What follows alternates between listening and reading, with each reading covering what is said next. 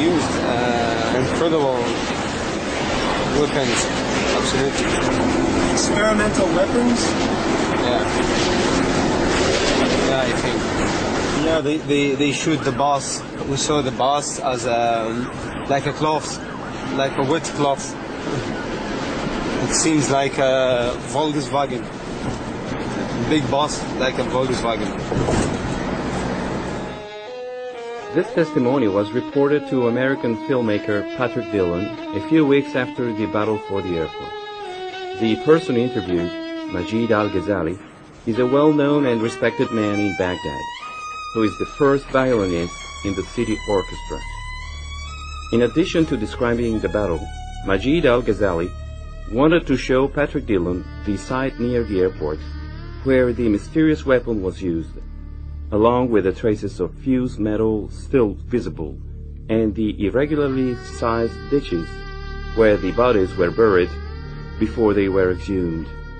We sought out Majid al-Ghazali to hear more details of his story. We met up with him in Amman, and he pointed out some inexplicable peculiarities on the bodies of the victims of the battle for the airport. Just the head was burned, and the other parts of the bodies wasn't anything that happened on it. Al-Ghazali reported that he had seen 3 passengers in a car, all dead, with their faces and teeth burnt, the body intact, and no sign of projectiles. There wasn't any bullet. I saw they teeth, just their teeth, and no eyes. All of them, with the body, nothing for the bodies. Just the teeth and all the heads were burned. There were other inexplicable aspects. The terrain where the battle took place was dug up by the American military and replaced with other fresh earth. The bodies that were not hit by projectiles had shrunk to just slightly more than 1 meter in height. Except that the bodies is killed by the bullets. Most of them that become very small. It's like that, something like that. We asked Majid what weapon he imagined had been used. 1 year later, we heard that this is update technology. They used a unique one. It's like lasers. We found another disturbing document on the use of mysterious weapons in Iraq, which referred to episodes taking place almost at the same time as those described by Majid al-Ghazali. 26 in the past, about 20 of them, some of them have no head, the head being cut. Some of them, the arms, the legs. The only one who didn't injure was the driver. And really, I don't know how he reached our hospital, because one hand, one arm was in his lap, one head beside him. It was a very, very strange, horrible thing. In the roof of the car, there was part of the bodies, momentum, intestine, brains. Yes, all parts of the body. It was miserable. It was very, very, very, very miserable. I told them before. Do you have idea with what kind of weapons they attacked that bus? The bus, we didn't know what kind of weapon would be hit. Really, what we saw, cut arms, cut legs, cut head, abdomen, open abdomen, viscera outside. It seems to be a new weapon. It seems a new weapon. They try to do experiments on our civilians. We don't know what was. Nobody can identify what the type of this weapon. We went to Belgium to find the filmmaker of the sequence, Geert van Moorter, a doctor working as a volunteer in Iraq. Here in this footage is taken in the hospital, the General Teaching Hospital in Hilla, which is about 100 kilometers from Baghdad and close to the historical site of Babylon. Here we had a talk with the colleague Dr. Saad Al-Faluji, which is the chief surgeon in that hospital. Dr. Al-Faluji said to me that from the survivors that he operated, that they said they did not hear any noise. So there was no explosion to hear, no metal fragments or shrapnels or bullets in the bodies. So they themselves were thinking of some strange kinds of weapon which they did not know. Let's hear Dr. Saad Al-Faluji's story about this more in detail. In this pass, it was very crowded. They went from Hilla to Kifil to see their families. But before they leave the checkpoint of American checkpoint, they returned back. They said to them, please return, the villagers. They said to them, return back, return back. When he tried to return back, they shoot him from the checkpoint. No gunshot wounds. No, I don't know what it was really. We are here 10 surgeons. We couldn't decide what was the weapon which been hit this car. But inside the bodies you did not discover ordinary bullets. All of them we didn't find bullets. Yeah. We didn't find bullets.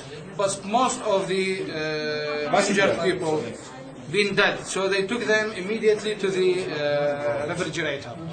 We couldn't dissect and see. But those who are alive, we couldn't find any kind of shells. We didn't find shells inside their body. Something cutting organs, cutting limbs, attacking the neck, attacking the abdomen, and goes out. Dr. Faluji also ended up speaking about a laser weapon. But I don't think the bombing and the cluster bombs and the laser weapons could bring democracy to our country. As in any war, the war in Iraq left us a dreadful gallery of horror, images of mutilations that not even doctors can explain. The witnesses refer to laser weapons, arms with mysterious effects. We do not know what kind of weapons could produce such terrible effects. We tried to learn more about it by asking for interviews to members of companies manufacturing laser and microwave weapons.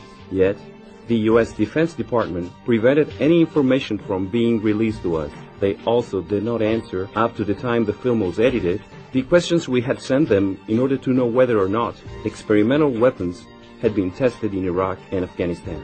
We tracked down the Pentagon press conferences from before the beginning of the Second Gulf War to see if they spoke about any new weapons being tested.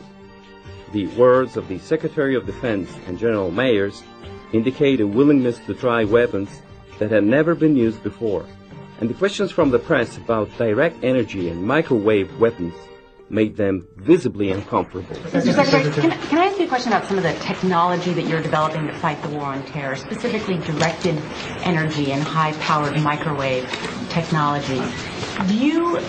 When do you envision that you can weaponize that type of technology? Goodness. It is in, for the most part, the kinds of things you're talking about are in varying early stages.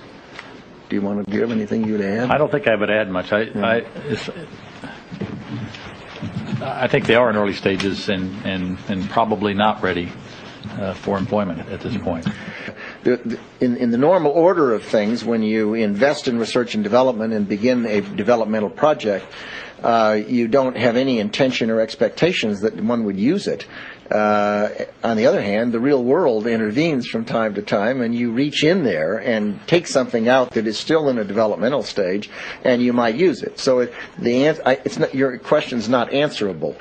It depends on what happens in the future and how well things move along the track, and whether or not someone feels it's appropriate to reach into a development stage and see if something might be useful, as was the case with the unmanned aerial vehicles. But you sound like you're willing to experiment with it. Yeah, I think that's the point, and I think, we have, I think, from the beginning of this conflict, I think General Franks has been very open to looking at new things if there are new things available, and has been willing to put them into the fight even before they've been fully wrung out. And I think that's not referring to these two particular cases of directed energy or high-powered microwave, but sure. And yes, we will continue to do that. But what is meant by direct energy microwave weapons? we went to ask ex-Colonel John Alexander, former program director in one of the most important military research laboratories in the U.S., Los Alamos National Laboratory. The research and certainly the concepts for directed energy weapons go back many decades. What is happening is that the technology has now advanced sufficiently that we're starting to see the weapons come into fruition. In other words, they're becoming real.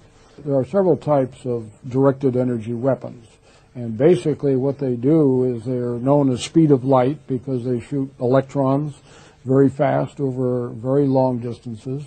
Lasers, of course, are in the light range. Then there's microwave weapons that are operating at other frequencies, but basically they're beam weapons in which nothing physical goes out. The electrons move, but the kinetic weapons you talk about, you're shooting big bullets to go out and